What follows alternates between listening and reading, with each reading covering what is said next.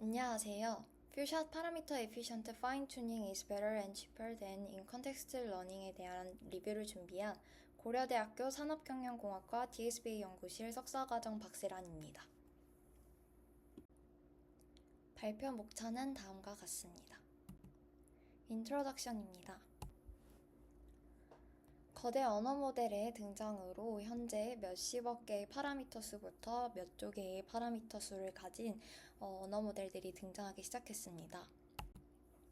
그런 모델들에 대해서 하나의 태스크를 할 수 있는 모델을 만드는 것과 여러 개의 태스크를 수행이 가능하도록 그 모델을 학습시킬 때 하나의 태스크에 대해서 학습시키는 것은 어느 정도 스토리지와 관련해서는 수용이 가능하지만 여러 개의 태스크에 대해서 수행이 가능한 모델로 풀 파인 튜닝을 하게 되면은 그에 대한 스토리지에 차지하는 메모리는 굉장히 기하급수적으로 커지게 됩니다.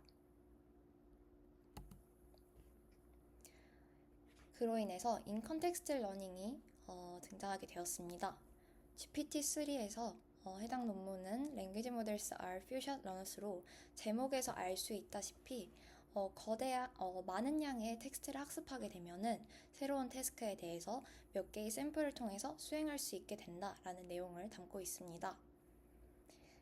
예를 들어서 아래에 태스크 디스크리션이 나타나고 그에 대한 이그젬플이 여러 개 나열이 되었을 때 그에 대해서 수행해야 하는 인풋이 입력이 되면은 새로운 태스크에 대해서 아웃풋을 낼 수 있게 됩니다.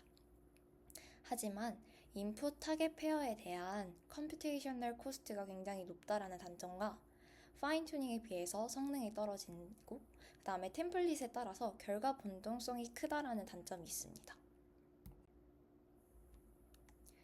인 컨텍스트 러닝과 함께 파라미터 에피션트 파인 튜닝이 등장했습니다. 예를 들어 프롬프트 튜닝이 등장하였는데요.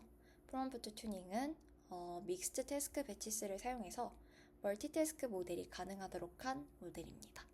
하지만 굉장히 적은 라벨링에 된 데이터가 있는 상황에서는 그에 대한 연구가 부족하다라는 현재 상황입니다. 따라서 해당 논문에서는 퓨샷 세팅 기반에서 파라미터 에피션트 파인 튜닝에 대한 방법을 제안하고 있습니다.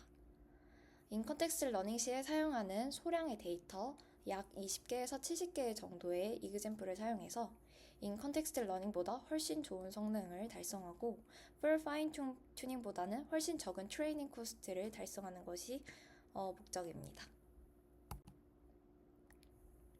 그로써 T-Few 레시피라는 것을 제안하게 되면서 베이스 모델로는 T0를 사용하고 파라미터 에피션트 파인 튜닝의 새로운 방법으로 IA 큐브드를 제안합니다.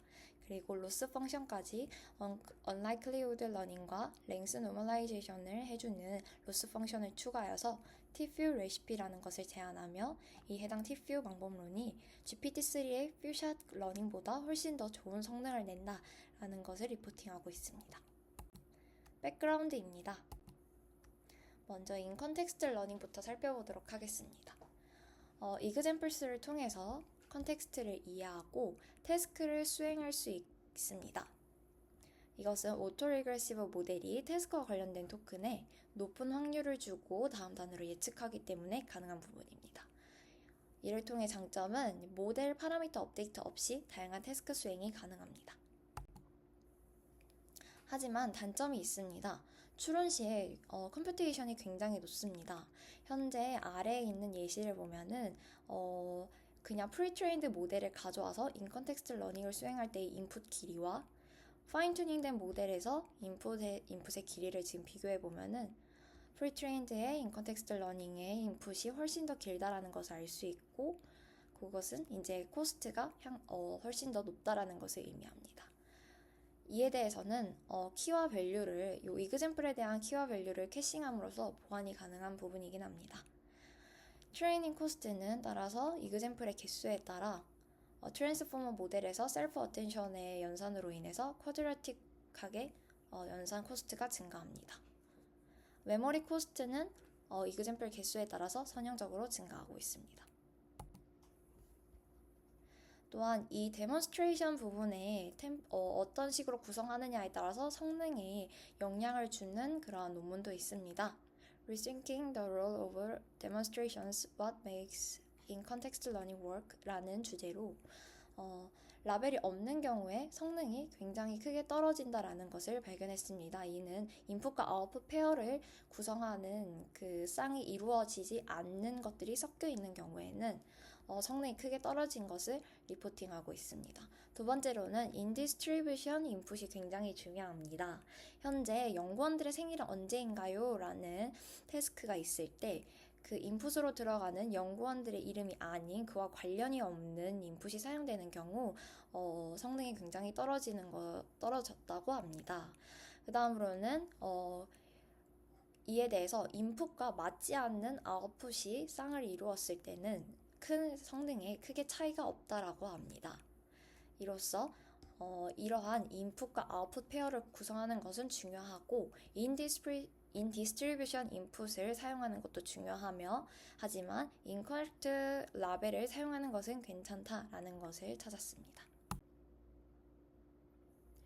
파라미터 에피션트 파인 튜닝은 랭귀지 모델의 효과적인 파인 튜닝을 위해 트레이너블 파라미터 수를 줄이는 학습 방법입니다. 일부 태스크에서 파인 튜닝과 비슷한 성능을 달성하였음을 아래 논문을 통해서 아래 논문에 언급된 피규어 2를 통해서 볼 수 있습니다. 해당 파라미터 에피션트 파인 튜닝의 보통 기본적인 모델로는 어댑터와 프리픽스 튜닝과 프롬프트 튜닝, 로라가 있습니다. 간단하게 설명을 드리면은 어댑터는 본래의 프리트레인드 모델에다가 어댑터 레이어를 위에 쌓아서 학습을 시키는데 어댑터 레이어만 학습을 시키는 것을 의미하고요. 안에 어댑터 레이어 안에는 다운 프로젝션과 업 프로젝션으로 구성이 되어 있습니다. 프리픽스 튜닝은 이제 인풋 임베딩 앞에다가 프리픽스를 붙여서 학습을 시키는 것을 의미하는데요. 이제 그 프리픽스는 인풋 임베딩 앞에도 추가되다시피 키와 밸류의 attention A 키와 밸류에도 추가되고 그렇게 그 프리픽스만 학습이 되는 것을 의미합니다. 로라는 이제 프리트레인드 모델 옆에 로라 모듈을 붙여서 디컴포지션 매트릭스로 구성이 되어 있고요. 그 디컴포스드 된 매트릭스만 학습을 시키는 것을 의미합니다. 해당 부분의 자세한 내용은 이성계 석사과정 DSBA 세미나로 다루어졌기 때문에 해당 세미나를 참고해 주시면 될 것 같습니다.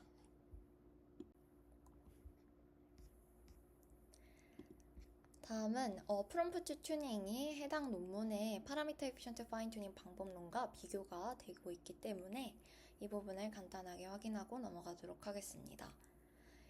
프롬프트 튜닝은 입력에 K개의 학습 가능한 파라미터인 토큰 임베딩을 추가하는 방식입니다. 요 K개의 개수에 따라서 결과 변동성이 굉장히 크다라는 단점이 있습니다. 그래서 러너블 파라미터를 인풋 임베딩 앞에 추가하여서 모델은 고정을 시켜놓고 통과를 하여서 요 러너블 파라미터만 학습시키는 것입니다. 이 부분은 임베딩 레이어에 통과한 후에 요 임베딩 디멘전과 동일한 그 디멘전을 가지고 있고요. 그 다음으로는 시퀀스 랭스 길이만큼 그러면 임베딩 디멘전의 크기만큼의 그 매트릭스를 가지게 됩니다. 현재 논문에서 퓨셔 세팅 기반의 연구이기 때문에 관련된 연구에 대해서 잠깐 알아보도록 하겠습니다. Pre-trained Prompt Tuning for Fuchsia Learning으로 홍성희 석사과정 DSBA 세미나 논문으로 다루어졌습니다. 해당 논문은 다운스트림 태스크 그룹으로 소프트 프롬프트를 프리트레인해서 프롬프트 이니셜라이제이션으로 사용하는 방법론을 제안하였습니다. 이 프리트레인된 프롬프트가 필요한 이유가 파일럿 실험 결과 이제 기존 연구에서 제안했던 이니셜라이제이션 방법들이 퓨셔 세팅에서 large pre-trained language 모델에는 효과적이지 않았습니다.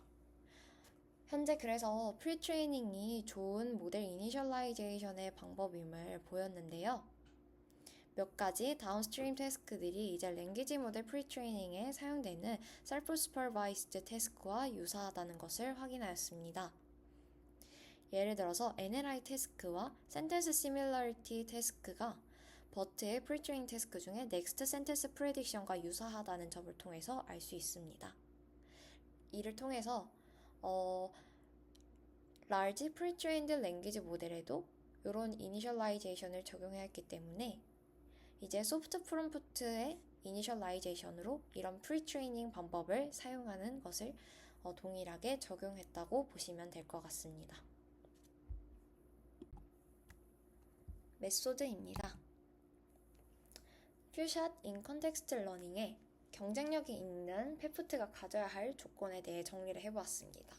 인 컨텍스트 러닝의 특징을 생각해 본다면 학습이 없이 새로운 태스크를 수행할 수 있으며 믹스드 태스크 배치스가 가능하다라는 점입니다.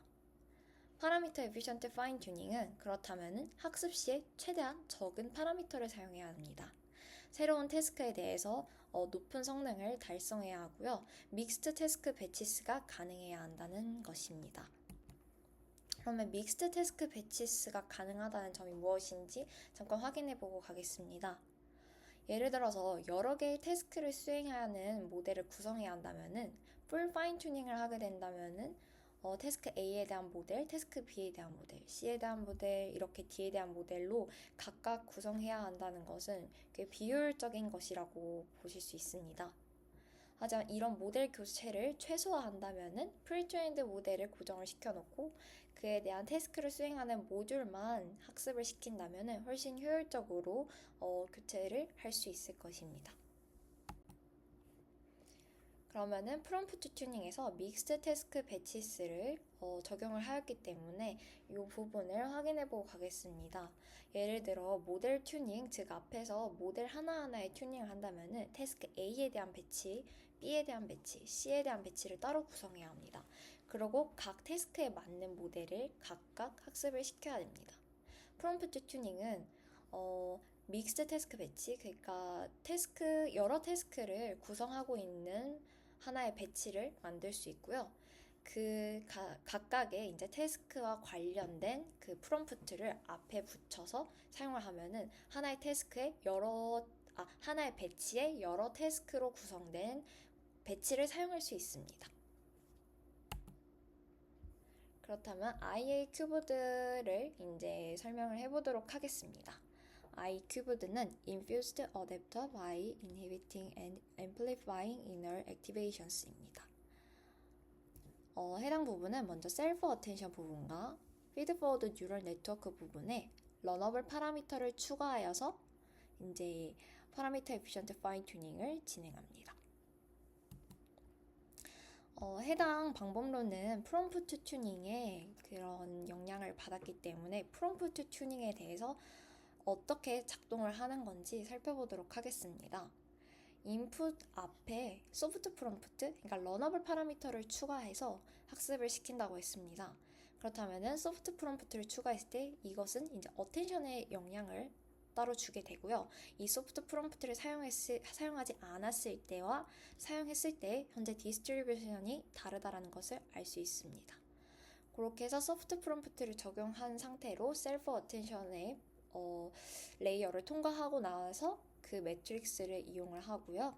그 매트릭스에서 이제 피드포워드 뉴럴 네트워크를 통과하게 됩니다. 그러면은 그 소프트 프롬프트가 추가된 상태이기 때문에 이 또한 이제 최종 이제 히든 스테이트에 영향을 준다라는 것을 알 수 있습니다.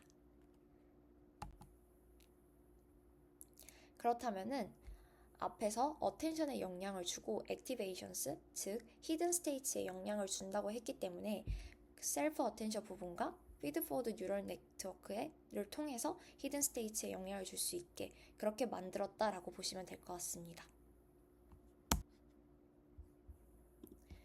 IA 큐브드는 먼저 어텐션 메커니즘 안에 키와 밸류의 리스클레일링하는 벡터와 다음으로 피드포워드 뉴럴 네트워크에서 인터미디어트 액티베이션 역할을 하는 러너블 파라미터를 추가합니다.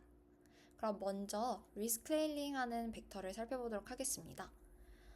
셀프 어텐션에서는 쿼리와 키와 밸류에 대한 매트릭스가 있습니다. 거기서 키와 밸류를 이제 리스클레일링하는 벡터를 추가하여서 그렇게 해서 셀프 어텐션에 영향을 주도록 합니다. 이렇게 이제 러너블 파라미터가 추가되었을 때 이 부분은 엘리먼트 와이즈하게 멀티플리케이션이 됩니다. 그러면은 각 행에 이렇게 동일한 러너블 파라미터가 곱해지게 되고요. 그렇게 됐을 때 이제 어텐션에 다른 영향을 주고 그렇게 매트릭스가 나오게 됩니다. 이것을 수식으로 한 번 더 살펴보시면은 키에 이제 리스케일링하는 벡터를 곱해주고 거기서 쿼리를 곱해주고 난 후 소프트맥스를 통과해서 디스트리뷰션을 구하고 밸류에 또 러너블 파라미터를 곱해주고 그 바뀐 밸류 매트릭스를 곱해주어서 그에 대한 어텐션의 결과를 구하게 됩니다. 그럼 두 번째로 피드포워드 네트워크를 구성하고 있는 러너블 파라미터를 확인해 보겠습니다. 먼저 저희가 셀프 어텐션을 통과하고 난 후에 매트릭스에 이제 첫 번째 댄스 레이어를 통과해 주게 됩니다. 그러면은 이 댄스 레이어를 통과해서 그 다음으로 비선형을 만들어주는 그 액티베이션 펑션을 통과하게 될 거고요. 예를 들어서 뭐 렐류와 같은 그런 함수를 통과하게 될 것입니다. 그러고 나면은 이제 거기에 대한 중간 매트릭스로 그렇기 때문에 인터미디어트 액티베이션이라고 하는 것이고요. 여기에 이제 그에 대한 러너블 파라미터를 또 엘리먼트 와이즈하게 곱해주게 됩니다. 그렇게 했을 때 그에 대한 결과 매트릭스를 이제 두 번째 있는 댄스 레이어에 통과시켜주고 이렇게 해서 피드포워드 네트워크를 통과한 히든 스테이츠에 영향을 주었다라고 보게 됩니다. 그러면 IA 큐브드의 파라미터 개수에 대해서 확인해 보도록 하겠습니다. IA 큐브드는 셀프 어텐션에 이제 밸류와 키에 영향을 줄 수 있도록 하는 벡터가 곱해지게 되고요. 그러고 나서 피드포워드 뉴럴 네트워크에서는 이제 댄스 레이어들 사이에 중간에 한번 영향을 주게 됩니다. 그럼 해당 표시된 중간 매트릭스 박스들의 개수를 확인해 보도록 하겠습니다.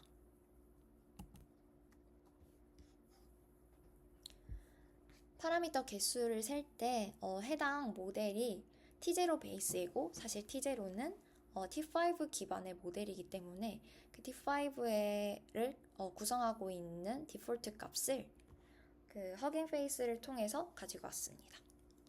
그렇다면 인코더와 디코더에 따라서 개수가 달라지게 됩니다. 이는 셀프 어텐션을 구성하고 있는 어텐션의 종류가 인코더에서는 한 가지고 디코더에서는 두 가지가 존재하기 때문인데요. 그래서 또한 이 부분은 이제 멀티 헤드 어텐션이기 때문에 싱글 헤드에서 디멘전이 어떤지를 확인해야 됩니다. 그때 T5는 디폴트 값이 64이기 때문에 64로 일단 계산을 해주었고요. 그 다음으로 피드포워드 뉴럴 네트워크에서 이제 이 댄스 레이어에서 얼마나 디멘전이 확장되는지를 확인했을 때 2048로 디폴트 값으로 확인하였기 때문에 2048이라고 해주었습니다.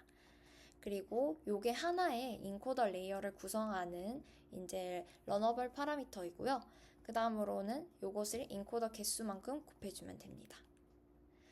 다음으로는 이제 디코더도 동일하게 이루어지는 대신에 요 중간에 어텐션을 리스케일링 해주는 그 벡터의 개수가 2배가 된다라는 점만 유의해 주시면 됩니다.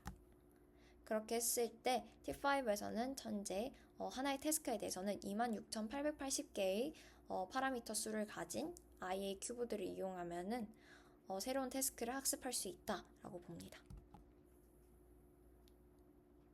그러면은 프롬프트 튜닝과 비교를 해보도록 하겠습니다. 오른쪽 그림이 프롬프트 튜닝인데요. 프롬프트 튜닝은 입력에 추가되는 이 소프트 프롬프트 토큰의 개수를 직접 조정해 주어야 합니다. 이 개수에 따라서 결과에 꽤 많은 영향을 주기 때문에 이러한 하이퍼 파라미터 튜닝에 대한 그런 번거로움이 있는데요. IA 큐브드는 추가되는 파라미터의 개수를 조정할 필요가 없다라는 장점이 있습니다. 그것은 이제 모델이 가진 디멘전에 따라서 그 디멘전에 그대로 적용이 되는 것이기 때문에 IA 큐브드는 따로 조정할 그런 개수가 없습니다. 아이의 큐브드를 적용할 때 프리트레이닝을 시켰습니다. 요즘 페프트 방법론은 이니셜라이제이션에 굉장히 민감합니다. 그렇기 때문에 프리트레인을 시켜서 그것을 초기 값으로 사용하고 그 다음으로 다운스트림 태스크에 대해서 파인 튜닝하는 그런 트렌드를 가지고 있습니다. T0 학습 시에 사용된 T0 믹스처 데이터셋을 그대로 사용을 해서 IA 큐브들을 사전 학습하였고요. 10만 스텝 정도 16 배치 사이즈를 가지고 학습을 시켰습니다. 다음으로는 로스 펑션입니다. 로스 펑션에 대해서 이해를 하려면 먼저 T0가 어떻게 구성이 되어 있는지를 봐야 합니다. T0는 프리트레인된 T5를 가지고 와서 이제 이 T5가 제로샷 제너럴라이제이션, 즉 이것은 언신 태스크에 대해서 얘가 인풋을 통해서 바로 새로운 아웃풋을 생성할 수 있도록 더 잘하기 위해서 이것을 다양한 태스크로 구성된 데이터셋으로 파인 튜닝을 시켰는데요. 이것은 이제 논문에서 그대로 나온 그 아이디어에서 볼 수 있습니다. 만약 그 언어 모델을 굉장히 많은 다양한 태스크, NLP 태스크로 학습을 시킨다면은 그런 보지 못한 NLP 태스크에 대해서 이 모델이 아웃풋을 생성할 수 있지 않을까 하는 그런 의문에서 시작된 것인데요. 따라서 170개의 영어 데이터셋과 2000개의 프롬프트를 모아서 학습을 시켰고 이로 해서 프롬프트 워딩에 대한 로버스니스가 향상되었습니다. 먼저 첫 번째로 로스 펑션은 unlikelihood training입니다. T0 이밸류에이션에서 랭크 클래시피케이션을 사용했습니다. 이 모델이 이제 로그 라이클리후드를 이용을 해서 가장 높은 확률을 가진 것이 정답일 경우에 그 예측이 맞다라고 하는 건데요. 이 T0를 이제 모델 업데이트를 하는데 이런 이밸류에이션을 사용했다라고 보시면 됩니다. 그렇다면은 퀘션이 다음 중 DSBA 연구 시 이호준 석사과정의 연구 분야는 무엇입니까? 할 때 이 세 가지에 대한 답변에 대해서 CV가 가장 높은 확률을 부여했습니다, 모델이. 그랬을 때 정답과 일치하기 때문에 이 프레딕션은 맞다라고 하는 그런 평가 방식입니다. 그 다음으로는 이제 이런 이밸류에이션을 사용했을 때 문제점이 있습니다. 멀티 초이스 QA 태스크에서는 correct choice와 이제 incorrect choice를 모두 고려한 모델 업데이트가 이루어지게 됩니다. 그렇기 때문에 이제 incorrect choice에 대해서 최대한 그런 확률을 줄여야 합니다. 그로써 unlikelihood training이라고 하게 되었고요. 이것을 적용했을 때는 원치 않은 프레딕션을 할 확률을 줄이게 되고 그렇다면 incorrect choice 시퀀스에 대해서 낮은 확률을 주어서 랭크 클래시피케이션이 향상되는 것입니다.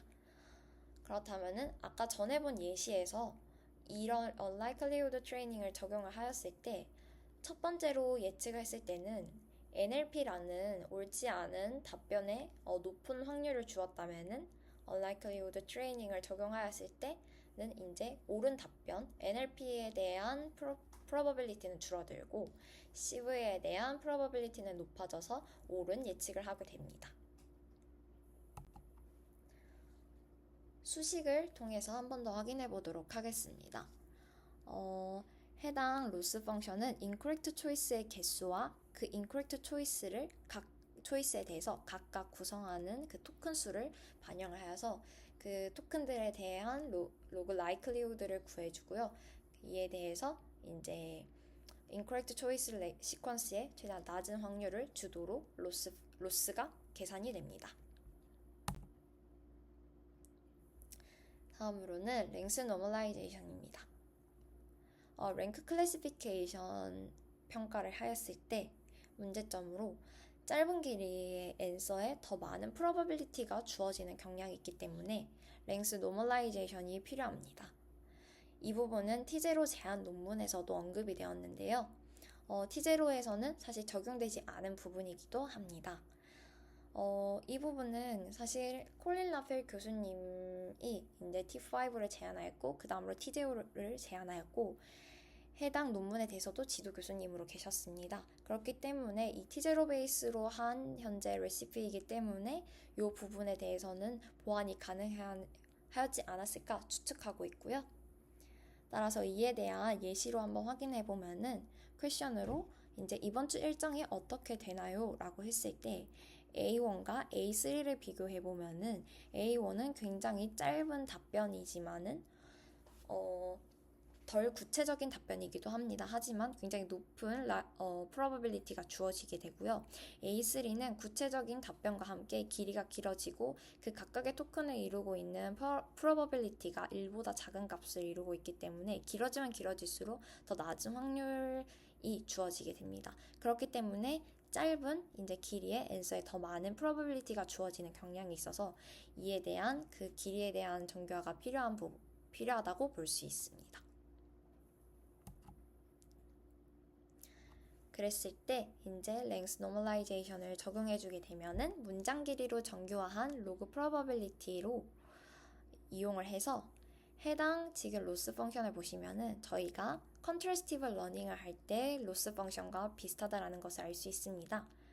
요게 코렉트 앤서이고요. y가 이런 y 해시 인코렉트 앤서로 인코렉트 앤서에 대한 확률은 최소화시키고 코렉트 앤서에 대한 확률은 최대화시키는 방향으로 지금 로스가 연산이 되고 모델이 업데이트 된다라고 볼 수 있습니다. 앞에 언급된 이제 방법론들을 통해서 최종적으로 T-Fuel 레시피를 제안을 했습니다. T-Fuel 레시피를 현재 베이스 모델로는 T0를 사용하였고요. 그리고 프리트레이닝한 IA 큐브들을 적용을 했습니다. 학습을 할 때는 스탠다드 랭귀지 모델링 로스와 그 다음으로 앞에서 이제 제안이 된 unlikelihood 로스 펑션과 그 다음으로 랭스 노멀라이제이션에 대한 로스를 추가해 주게 됩니다. 학습은 1000스텝만 학습을 했습니다. 배치 사이즈는 8 정도 되고요. 그 다음으로 하이퍼 파라미터는 다음과 같으며 태스크마다 하이퍼 파라미터를 튜닝하지 않고 그런 페어한 비교를 하였다고 볼 수 있습니다. 다음으로는 실험입니다. 먼저 두 가지 메인 실험이 있습니다. 첫 번째로는 헬다우 T0 데이터셋인데요. 이것은 T0의 제로샷 제너럴라이제이션의 능력이 이 T-Fuel을 적용함으로써 얼마나 성능이 향상되었는가를 볼 수 있습니다. 다음으로는 레프트 벤치마크 데이터셋인데요. 리얼 월드에서 얼마나 효과적인가에 대한 평가였습니다. 먼저 헬다웃 T0 데이터셋에 대해서 확인해 보도록 하겠습니다. T0 학습 시에 사용한 데이터셋으로 구성은 이제 이 아래의 태스크와 이 각각의 태스크에 대한 데이터셋들이 있습니다. 이것은 이제 20개에서 70개의 이그젬플로 이것은 시드를 5가지로 두어서 이 시드 5개에 대해서 각각의 50개씩 뽑거나 뭐 어떤 다른 데이터셋은 20개씩 뽑은 것도 있고요. 그렇게 구성이 되어 있습니다.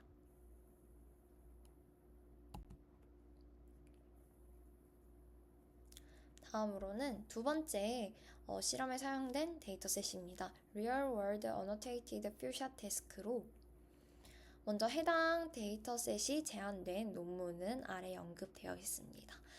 해당 데이터셋이 제안되게 된 이유는 이제 슈퍼글루나 퓨글루와 같은 벤치마크 데이터셋은 사실 현실 속의 데이터와 거리가 멀다 또는 쉽다라는 단점이 있었습니다. 예를 들어 텍스트의 길이가 짧다와 같은 그러한 특징이 있는데요. 그러므로 해당 데이터셋은 긴 텍스트로 이루어져 있으며 퓨샷으로 이제 50개의 이그젬플을 이용해서 트레이닝을 시키고 그에 대해서 언라벨드 테스트 데이터셋이 있으며 이것은 라벨을 공개하지 않았습니다. 허깅 페이스 리더보드를 통해서 이것을 이제 평가를 가능을 하게 했고요. 따라서 뭐 체리 피킹과 같은 그런 것은 불가능하다고 볼 수 있습니다. 따라서 아래에 보면은 데이터셋들에 대해서 확인할 수 있고요. 그 다음으로는 이 부분이 이제 긴 인풋으로 이루어져 있는가, 또는 도메인 엑스퍼타이즈가 필요한가, 디테일드 인스트럭션이 있는가, 그리고 되게 많은 클래스를 가진 경우가 있습니다. 이런 경우에는 실제에 있을 수 있는 상황이지만은 되게 어려운 클래시피케이션 태스크라고 볼 수 있습니다. 따라서 이러한 그 데이터셋으로 특징들로 구성한 데이터셋을 제안하게 되었습니다. 해당 장표는 이제 허깅 페이스 리더보드에 올라온 그 결과입니다. 현재도 T뷰가 3위를 차지하고 있는 것으로 볼 수 있습니다. 비교 이제 베이스라인 모델들에 대해 특징을 알아보도록 하겠습니다. 먼저 T뷰는 T0 베이스로 이루어져 있고요. T5는 이제 T0는 T5의 베이스로 이루어져 있습니다. 다시 올라가면은 T5에서 멀티태스크 프롬프티드 튜닝을 파인 튜닝을 해준 것이 이제 T0가 되고요. 그 T0에서 IA 큐브드라는 파라미터 에피션트 파인 튜닝을 적용한 것과 새로운 로스 펑션들을 추가해 준 것이 T뷰입니다. 그리고 GPT-3는 인컨텍스트 러닝에서 좋은 성능을 보인 모델로 비교 대상이 되었다고 볼 수 있습니다. 네, 베이스라인 모델이 가지고 있는 세팅이 모두 다르기 때문에 확인하고 넘어가도록 하겠습니다. T뷰는 퓨샷으로 학습하고 나서 이제 테스트가 진행이 되고요. T0는 제로샷으로 바로 제로샷 제너럴라이제이션의 평가를 위해서 제로샷으로 진행이 됩니다. T5는 퓨샷으로 앞에 예시가 주어지고 그에 대해서 이제 테스트가 진행이 됩니다. GPT-3도 동일하게 퓨샷으로 앞에 이그젬플 주어지고요. 그러고 나서 테스트가 진행이 됩니다. 결과를 확인해 보도록 하겠습니다. 우선 GPT-3 175빌리언보다 1000배 작은 컴퓨테이셔널 코스트로 현재 플롭스를 확인해 보겠습니다. 그러면 GPT-3가 이 부분에 있고요. 그러고 나서 T뷰가 현재 1000배 작은 것으로 보입니다. 1000배 작은 컴퓨테이셔널 코스트로 현재 6%더 높은 지금 어큐러시를 보이고 있습니다.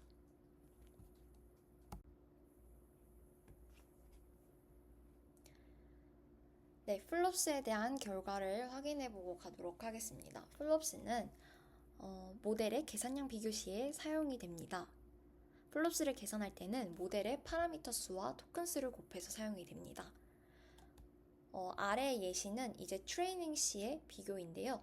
예를 들어 동일한 플롭스로 더 효과적이고 효율적인 모델은 무엇인가 라고 했을 때 고퍼는 280빌리언 파라미터로 구성되어 있으며 현재 300빌리언 학습 토큰을 사용해서 학습을 했습니다.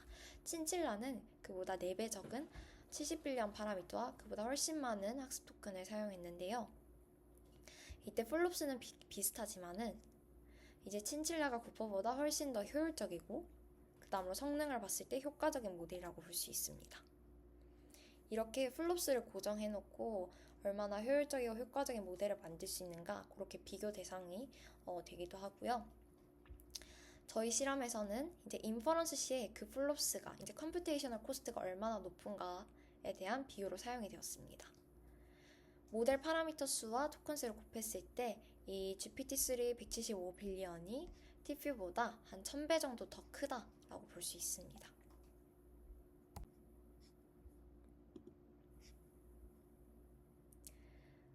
네, 트레이닝 플롭스를 확인해 보도록 하겠습니다. 파라미터 에피션트 파인 튜닝인 T뷰는 학습이 필요합니다. 나머지는 제로샷 퓨샷으로 바로 제너럴라이제이션이 진행이 되기 때문에 따로 필요가 없습니다. T뷰는 엔비디아 A100 GPU 한 장으로 30분 정도 학습을 시키면 사용할 수 있습니다. 하지만 T뷰는 학습 시간이 있지만 그 학습 시간이 짧으며 또한 성능 또한 효과적이기 때문에 굉장히 효율적이고 효과적인 방법론이라고 할 수 있습니다. 다음으로 스토리지 코스트를 확인해 보도록 하겠습니다. 현재 T뷰가 가장 높다라는 것을 확인할 수 있습니다. 하지만 T뷰가 이제 T0와 사용이 되었을 때 이 T뷰 베이스가 T0이기 때문인데요. 이게 T0와 T뷰를 합한 그 합했을 때 차지하는 스토리지와 이제 GPT-3 자체만을 비교했을 때는 이 TPU를 적용을 해도 GPT-3보다 훨씬 더 적다라는 것을 통해서 꽤 효율적인 모델이라고 할 수 있습니다. 다음으로 레프트 데이터셋으로 이제 결과를 확인했을 때 휴먼 베이스라인의 지금 성능보다 더 좋은 성능을 보임으로써 이를 통해서 레프트가 사실 현실의 데이터와 가장 유사하게 만들기 위해서 제안된 데이터셋인데요. 그렇다면 실제 업무에 바로 적용이 되어도 좋다라는 것을 증명했다고 볼 수 있습니다. 마지막으로 파라미터 에피션트 파인 튜닝 방법론들 사이의 비교입니다. IA 큐브드가 풀 파인 튜닝보다 유일하게 성능이 더 좋은 방법론인 것으로 보입니다.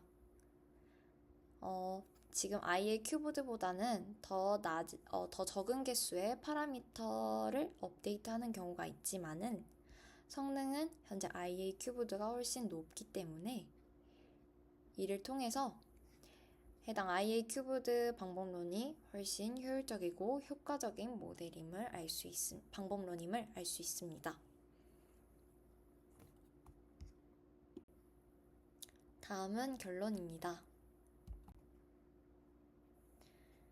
해당 논문에서는 TPU 레시피를 제안했습니다. TPU 레시피는 베이스 모델로 T0를 사용하였습니다. T0에서 파라미터 에피션트 파인 튜닝으로 IA 큐브드라는 방법을 제안하면서 적용을 했고요. 이에 따라 로스 펑션으로 unlikelihood learning과 그다음 랭스 노멀라이제이션을 적용을 했습니다. 해당 논문에서 좋았던 점으로 이 파라미터 에피션트 파인 튜닝 방법론은 하이퍼 파라미터 튜닝에 따라 결과가 굉장히 차이가 큽니다. 하지만 해당 논문에서는 그러한 하이퍼 파라미터 튜닝을 최소화하고 페어한 비교를 했으며 실용적인 방법론을 제안하였습니다. TPU를 구성하는 각각의 방법마다 왜 필요한가에 대해서 서술을 하고 있으며 현재 잘 작성된 논문이라는 평가를 받고 있습니다. 여기까지 논문 발표를 마치도록 하겠습니다. 뒷부분에 어펜딕스가 이어져 있기 때문에 어펜딕스를 잠깐 보시고 넘어가도록 하겠습니다. 어펜딕스입니다. IA 큐브드를 제안할 때 Elemental Wise Multiplication of the Model's Activations라는 방법까지 적용하려고 했습니다. 해당 아이디어는 아래 레이어를 통과할 때마다 나오는 히든 스테이츠에 이제 태스크 스페시픽 파라미터를 Elemental Wise로 곱하여서 히든 스테이츠를 이제 변화를 주는 것을 의미합니다. 하지만은 해당 아이디어를 추가했을 때와 추가하지 않았을 때 이게 유의미한 결과가 나오지 않아서 사용하지 않았다고 합니다. 그 다음으로는 어블레이션 스터디로 IA 큐브드의 이제 파인 튜닝의 unlikelihood와 length normalization에 대한 그 로스 펑션을 적용을 했을 때 얼마나 성능이 향상했는가를 보여주고 있습니다. 그 다음으로는 TPU 디자인을 할 때 이제 이 프리트레이닝과 그 다음으로 로스 펑션에 대해서 적용을 하지 않았을 때에 대해서 비교를 하고 있는데요. 사실은 프리트레이닝보다는 저 로스 펑션이 더 영향을 많이 주었다라고 볼 수 있습니다. 그 다음으로는 이 로스 펑션의 유효성을 증명하기 위해서 모든 그 현재 비교 대상인 파라미터 에피션트 파인 튜닝 방법론들과 비교를 하고 있습니다. 또한 이 파라미터 에피션트 파인 튜닝의 다른 베이스라인 모델들보다 현재 IA 큐브드가 굉장히 성능이 좋다라는 것을 확인할 수 있습니다. 또한 풀 파인 튜닝만큼의 성능을 보여주고 있습니다. 네, 여기까지 발표 마치도록 하겠습니다. 감사합니다.